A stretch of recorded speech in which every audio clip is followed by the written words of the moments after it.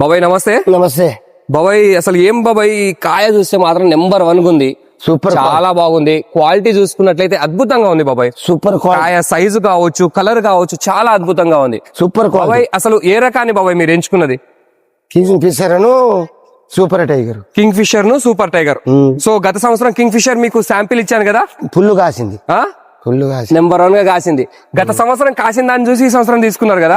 ఈ సంవత్సరం రూపాయి పెట్టి తీసుకున్నారు. పోయిన సంవత్సరం శాంపిల్ కి ఇచ్చాను. పోయిన సంవత్సరం ఫీల్డ్ కూడా పెట్టాం కదా మన దాంట్లో. మరి ఈ సంవత్సరం అయితే పెట్టలేకపోయాను. సో యాక్చువల్ ఏంటంటే ఫీల్డ్ పెడదాం అనుకున్నా కానీ కొన్ని పరిస్థితుల కారణంగా ఫీల్డ్ అయితే పెట్టలేదు. మరి ఎలా ఉంది కాయ? అయితే బాగున్నది. బాగుందా? వేసుకోవచ్చండి ఈ super Kingfisher, super tiger, super tiger Kingfisher రెండు కూడా వేసుకోవచ్చంరా? రెండు కలిపి పెట్టా నేను. రెండు కలిపి పెట్టారు.